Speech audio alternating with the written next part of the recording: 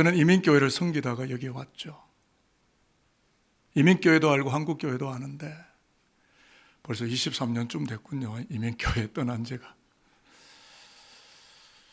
이민교회사에 들어가 보면 교회를 108번 옮기신 분이 108번째 교회에서 별세를 하셨는데 어느 교회가 장례식을 치러드려야 할지 난감하였다 하는 겁니다. 이분은 새로운 교회로 옮겨가면 제일 먼저 교회 문제점을 찾아냅니다. 조목조목 비평의 눈으로 토를 달고 문제점을 적어 내려가다 보니까 교회가 싫어지고 그래서 교회를 옮깁니다. 그렇게 107교회의 문제를 지적하다가 108번째 교회에서 눈을 감으십니다. 교회들마다 문제가 있었을 터인데 문제를 풀지 못하고 자신도 문제가 많을 터인데 그 문제를 끌어안고 문제 속에 허우적거리시다가 문제를 아는 채 해결조차 못하고 눈을 감으셨다 라는 웃지 못할 웃을 수 없는 슬픈 이야기가 이민교회사에는 적혀 있습니다. 참 많은 생각을 하게 만드는 스토리텔링이라고 저는 생각합니다. 여러분, 베드로의 설교 한 방에 하루에 3,000명이 회개하고 예수께를 홀현이 돌아오며 예수 믿던 부흥 1번대 교회 초대교회는 문제가 없었을까요? 오늘 사도행전 6장 1절로 7절까지는 유아 유치부로부터 청년부리까지 모두가 함께 읽는 본문인데 원인어프 본문이에요. 그런데 이 본문을 우리가 읽었는데 성령의 충만한 초대교회 문제가 찾아오고 있었고 갈등이 찾아오고 있었다는 것을 우리에게 보도합니다. 여러분, 갈등이 뭔지 아십니까? 칡나무 갈자에 등나무 등자가 합쳐진 사회 용어입니다. 영어로는 conflict라고 해요. 칡나무와 등나무가 얽히고 설킨 것처럼 개인과 집단 사이의 대립과 반목이 얽혀진 상태를 말하는데요.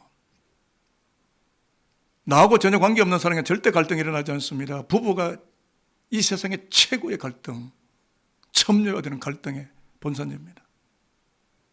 부모 자식, 고부, 장서. 인간은 갈등적 존재인 것 같습니다. 혼자 무인도에서는 절대 갈등을 일으키지 않아요. 계층과 계층, 대상과 대상이 만나기 때문에 갈등이 형성됩니다. 그러면 오늘 우리가 읽었던 사도행전 6장은 우리에게 뭘 말씀하고자 하는 기록이었을까 하는 건데요. 지상의 교회는 문제 없는 교회가 단 하나도 없고 다만 문제를 풀 수 있는 지혜와 능력이 그 공동체 안에 있겠느냐의 숙제와 과제가 남아있을 뿐이다 라는 이야기를 지금 하고 싶은 거죠. 지상교회 원형적 교회를 프로토타입 처치라고 하는데 프로토타입이 원본이라는 뜻이에요. 여러분, 산돌교회 원형적 교회는 초대교회입니다. 그러니까 지상교회 원형적 교회는 초대교회는 어떤 문제가 있으면 아나니아 삽비라가 재물의 욕망에 빠져서 성령을 무섭게 속이는 거짓의 문제가 노출되는 교회였어요. 그리고 가룟 유다가 배신하는 문제를 안고 있는 교회였어요. 사내들인 공에 끌려가서 매를 맞으며 신앙을 지킬 건가 말 것인가의 갈등에 사로잡혀 있던 문제가 첨예화되어 있는 교회가 초대교회였습니다. 그리고 오늘 본문에서 읽었지만 7 집사 가운데 니콜라스입니다. 그러나 나중에 요한계시록 읽으면 에베소 교회에 이제 소속이 되는데 니골라당을 교회에 만들어서 진리를 무섭게 대적하는 골치 아픈 문제가 초대교회 안에 도사리고 있었다라고 하는 것입니다. 그러면 초대교회를 찾아온 문제가 무엇인지 오늘 따라 들어가고 추적하고 조사를 하면서 우리에게 주시는 메시지를 찾아내려고 하는데요. 1절을 한번 화면을 보실까요? 그때라는 말은 성령의 역사하고 교회가 굉장히 부흥될 때 문제가 터지는 거예요. 같이 한번 읽어볼까요? 그때 시작. 그때 제자가 더 많아졌는데 헬라파 유대인들이 자교의 가부들이 매일의 구제에 빠짐으로 히브리파 사람을 원망하니. 원망한다는 말은 갈등이 있다는 말 아닙니까? 평안하지 않다는 뜻인데요. 발단은 구제 문제입니다. 디스트리뷰션, 분배가 뭐가 문제가 있는 거예요.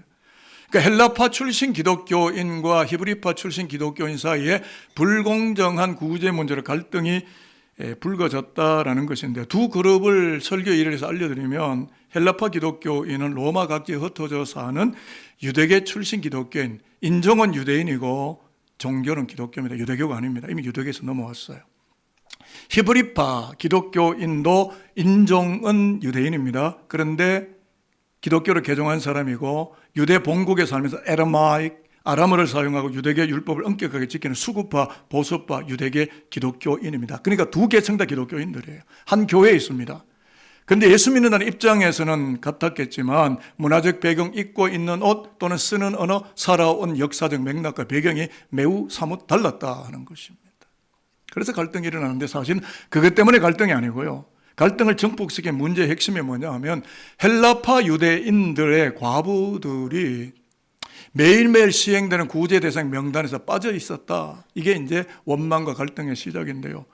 여러분 잘 보십시오. 어쩌다 한 번, 1년에 한두 번 하는 특별 구제가 아니고 매일매일 everyday 시행되는 구제였다는 점이 문제의 핵심입니다. 그래서 역사적인 배경을 말씀드리면 유태인들, 보통 유대인들은 금요일이 되면 북을 치고 헌금 그릇, 괴를 가지고 나뉘면서 구제라는 모금 운동을 해요. 그러면 수전이 되잖아요. 그러면 모금한 헌물, 전액을 일주일에 한 번 정도 민초들에게 나누어 줍니다. 그런데 초대교회는 굉장히 물질이 많았습니다. 왜냐하면 은혜를 왕창 받고 성령에 충만하니까 사도들의 발 앞에 자기들의 재물을 제거시를 하지 않고 갖다 놓는 거예요. 그러니까 매일매일 구제를 하였기 때문에 이 구제 대상의 명단에 올라간다는 것은 실생활에 큰 보탬이 되는 거죠. 그런데 헬라파 유대인들의 과부들은 전부 이 명단에서 빠졌다. 이게 갈등입니다.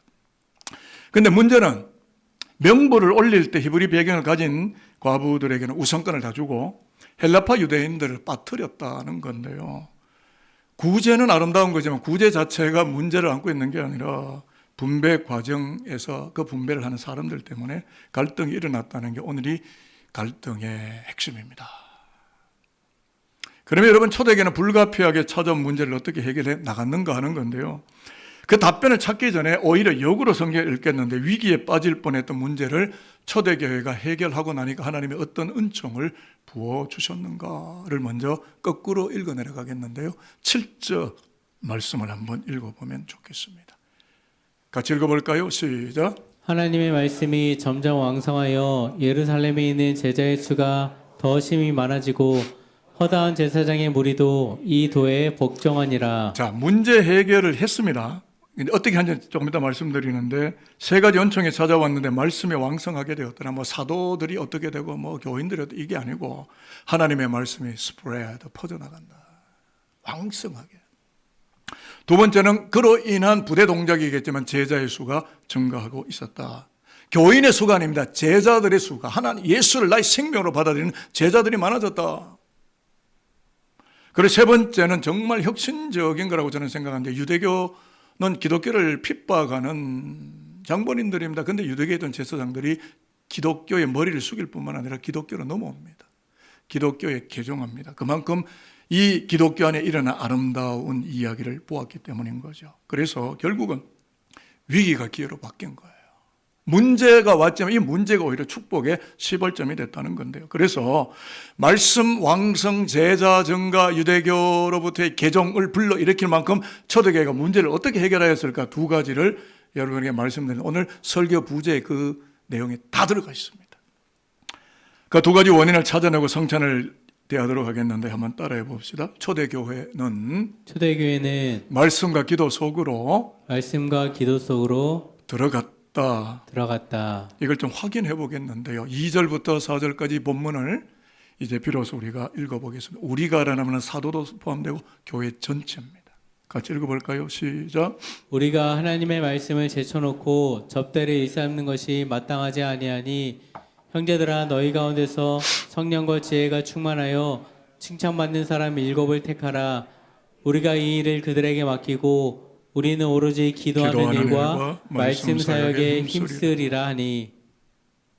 교회 지도자들이 정신이 번쩍 났죠. 교회 안에 일어나는 갈등 문제보다 이 갈등으로 인한 하나님의 마음을 듣기 시작한 거예요. 여러분 축복은 내가 하나님을 위해서 얼마나 세상적으로 화려한 이런저런 것을 누리고 획득하느냐가 아니라 깨닫는 거예요.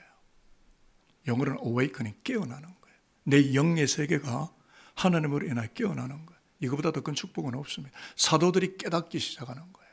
그리고 선언합니다. 우리가 구제 사업에만 치중하느라고 말씀 안에 들어가 있지를 못하였고 회개하고 반성하고 기도하는 시간을 놓쳤습니다. 이 시간부로 교회의 본질인 하나님의 말씀과 기도 속으로 우리는 들어가고 하나님의 뜻을 강력하게 붙들도록 우리는 하나님 앞에 나아가겠습니다. 라는 결기에 찬 선언을 외칩니다. 이것은요, 깨달아지지 않으면 선언하지 못하는 그런 고백입니다. 여러분, 이게 무슨 상황인지 알아차리셨나요? 초대교회가요, 우선순위를 바르게 선택하는 지혜를 붙들었다는 거예요. 여러분, 세상의 축복은요, 물질일 것 같지만 아니올시다. 지혜입니다. 호크마, 지혜의 근본이신 하나님이 내게 임하는 거예요. 돈이면 다 된다고 생각하는 세상 속에서 저는 지혜가 있어야 산다고 말씀드립니다. wisdom, 호크마, 하나님의 지각, 우선순위를 선택하는 지혜. 여러분, 교회의 기능, 3대 기능, 그 펑션이 뭐냐면 캐리그마, 말씀 선포, 코이노니아 친교, 그 다음에 디아코니아, 봉사와 구제인데요. 구제는 제일 뒤에 순차적으로 있죠. 그러니까 구제 문제가 화두가 되지 않도록, 근데 지금 구제 문제가 화두가 되면서 교회가 이합집산이 되고 분열상을 가져온 거잖아요. 말씀과 기도가 본질인데. 그래서 화두가 되지 않고 하나님의 말씀이 화두가 되도록 12사도가 말씀과 기도 속으로 들어가겠고 성령과 지혜가 충만한 7집사를 임직하고 세워서 구제를 그 사역을 감당하게 함으로써 갈등을 녹여내고 문제를 은혜롭게 처리하는 해결사 교회의 면모를 보여주게 되었다라는 것이고요. 유대사회, 헬라사회, 1세기 기독교 사회에 선한 영향력을 던지는 인플루언서 교회로 든든히 세워져 가고 있었다라는 것을 오늘 본문이 우리에게 명명백백하게 보여주고 있는 겁니다. 또 어떻게 해결했는지 한번 따라해 보겠습니다. 초대교회는 십자가 속으로 들어갔다. 십자가 속으로 들어갔다. 무슨 얘기인지 한번 살펴보겠는데 5절, 6절 읽어보겠습니다. 과연 5절, 6절에 십자가라는 단어가 나오는지 모르겠습니다만 저는 안 나오는데 십자가를 찾아냈어요.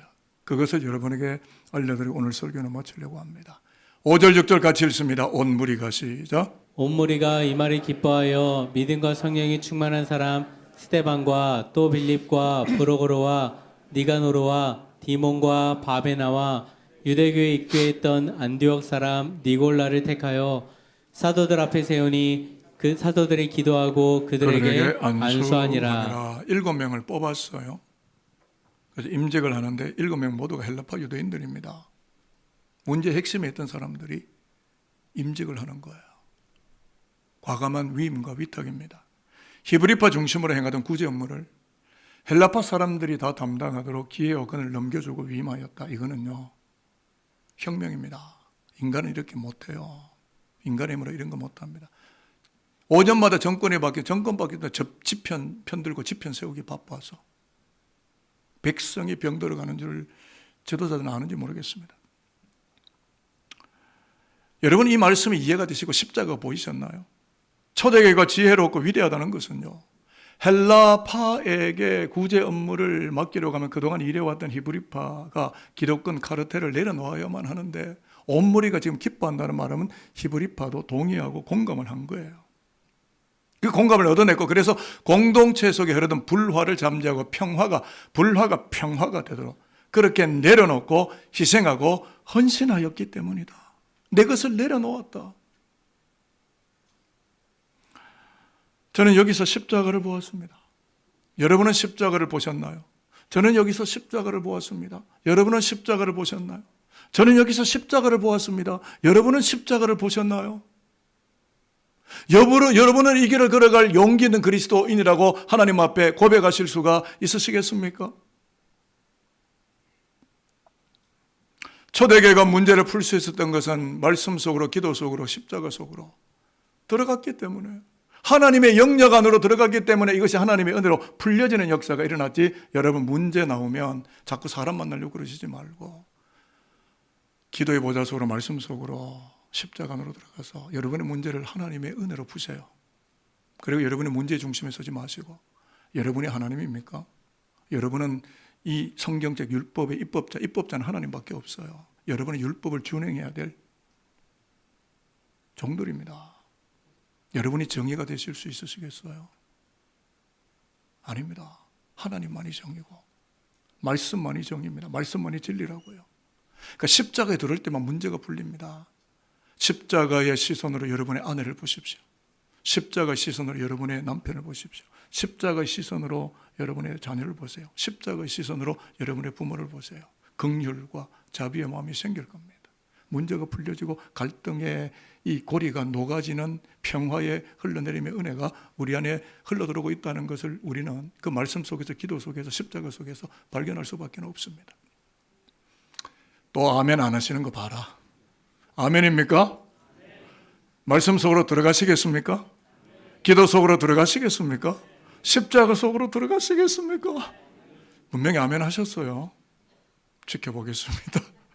말씀 정리하려고 하는데 여러분, 교회에는 항상 문제가 있습니다. 왜? 저와 여러분이 죄인인데 죄인들끼리 모여가 문제가 어떻게 없겠어요? 문제 없는 게 이상한 거죠. 당연히 문제가 많죠. 뭐 목사는 문제가 없어요.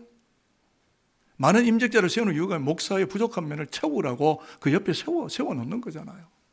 맞죠? 오늘 7지사를 왜 세웁니까? 교회를 아름답게 세우라고. 사도들이 말씀과 기도 속에 깊이 들어가도록 배려하라고. 교회의 편제를 아름답게 만드는 거, 이게 지혜입니다. 이 지혜가 있는 교회가 아름다운 교회입니다. 산돌교회는 이 교회로 가기를 소망해요. 정말 아멘입니다. 교회는 어디 문제 없는 교회 어디 있어요? 문제 없는 교회 알려주면 제가 다음 주부터 그 교회로 나갑니다. 교회 확 옮겨봅니다. 네? 목사가 옮겨봅니다. 없어요. 문제 속에서 문제를 볼 게 아니라 문제 속에서 말씀하시고 핸들링 하시는 하나님의 은총과 그 은혜를 바라볼 수 있는 영적인 눈을 떴느냐, 이게 정말 문제일 뿐인 거죠. 교회는 항상 문제 있습니다. 그 문제는 오늘도 있고 앞으로도 있을 거예요. 문제는 그 문제를 어떻게 내가 해결하느냐 하는 것이 진짜 문제로 남았을 뿐입니다. 이제 산돌교회 차례입니다. 저는 이제 어떻게 해결할 거냐가 아니라 이렇게 축복함으로 오늘 설교는 마칠 텐데, 오늘 열왕기상 3장 28절 29절에서 읽은 것처럼 솔로몬 왕이 하나님의 지혜를 받죠. 호크마 지혜를 받고 두 여인 사이에서 아름답게 판결하고 온 이스라엘 공동체를 지혜롭게 섬겼듯이 말씀과 기도 속으로 십자가 속으로 호련히 들어가서 불가피하게 어쩌다 보면 예기치 못하게 우리가 죄성을 안고 있기 때문에 찾아오는 수많은 문제들을 기도하면서 말씀 속에서 십자가로 은혜롭게 성숙하게 잘 해결해가는 산돌교회로 저와 여러분이 세워가고, 그렇게 그 산돌교회 안에서 더 아름답고 영광스럽게 성장되시는 우리 모든 산돌인들과 여러분의 모든 아들, 딸들 다 될 수 있게 되기를 살아계신 주님 예수 그리스도 이름으로 축복합니다.